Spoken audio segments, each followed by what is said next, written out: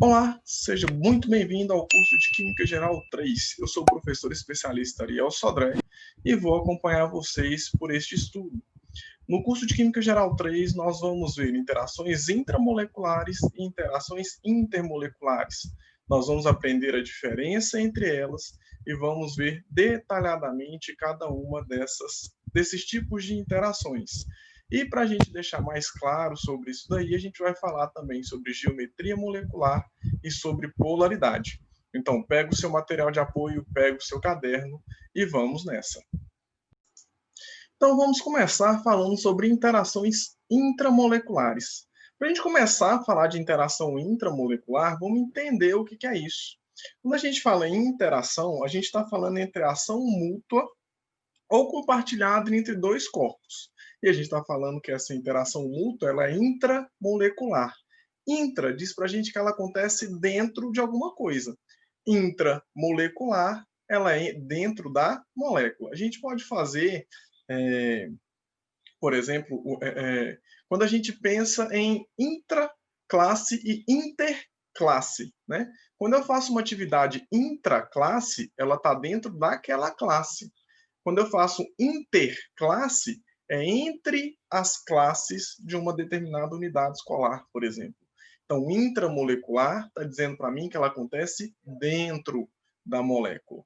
Tá? Então, ela acontece no interior da molécula.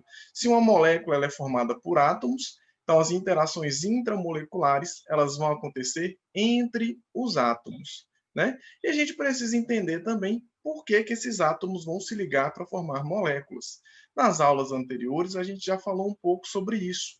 A gente já entendeu que tudo na natureza busca encontrar uma certa estabilidade. E um átomo vai se ligar a outro, ele vai interagir com outro, também buscando essa estabilidade. A gente precisa entender qual estabilidade que é essa. Quando a gente para pensar, então, quando a gente para analisar os átomos, a gente começa a observar que alguns átomos eles são encontrados, de maneira geral, isolados na natureza. O que isso quer dizer, isolados na natureza? Quer dizer que esses átomos, de modo geral, são encontrados sozinhos, sem estarem ligados a outros átomos. Esses átomos são conhecidos como gases nobres. E aí, quando a gente faz a distribuição eletrônica e observa a configuração eletrônica desses gases, a gente observa um pequeno detalhe. Se a gente olhar aqui nessa tabelinha, a gente vai ver que, com exceção do hélio, todos os outros átomos, na sua camada de valência, ou seja, na sua camada mais energética, apresentam apenas 8 elétrons na sua camada de valência. Existe exceção, como eu falei para vocês agora há pouco, do hélio. Então, todos os outros gases nobres, na sua camada de valência, apresentam 8 elétrons. E o pessoal, né, os cientistas, começaram a observar que os átomos, quando se ligavam a outros átomos, eles, de maneira geral, tentavam alcançar esses 8 elétrons na sua camada de valência. Né? Mas é muito importante a gente entender que eles tentavam não porque eles são pessoas que querem alguma coisa, é porque aquela estabilidade energética que ele alcança com 8 elétrons é melhor do que quando ele está isolado. Então, quando eu tenho, por exemplo, um átomo de sódio livre, ele é instável. Quando ele se liga a um outro átomo de cloro, por exemplo, para formar o cloreto de sódio, ele está mais estável ligado a esse átomo de cloro, né, do que se ele estivesse sozinho.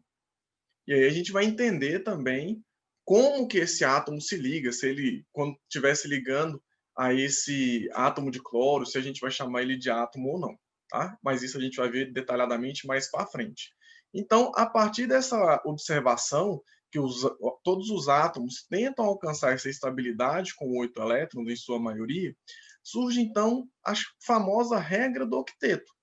E essa regra do octeto, ela sugere para a gente exatamente isso, que os átomos eles possuem elétrons nas suas camadas de valência e que eles vão ser estáveis quando eles alcançarem 8 elétrons na sua camada de valência.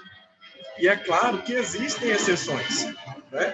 Por exemplo, o hélio, como a gente observou na tabela aqui atrás. O hélio ele se estabiliza com 2 elétrons.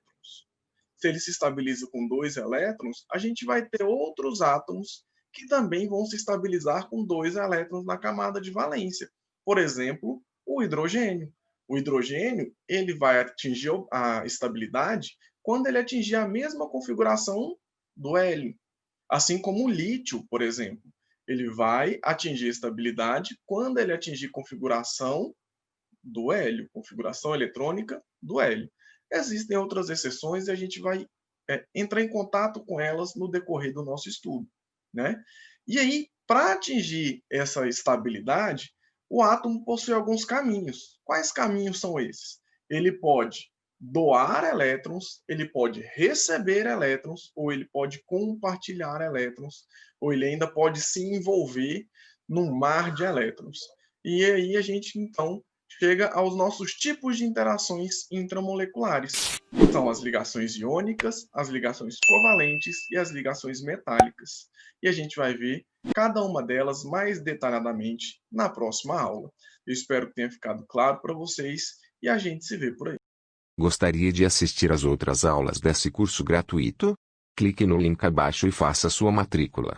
Ou acesse www.fbvcursos.com.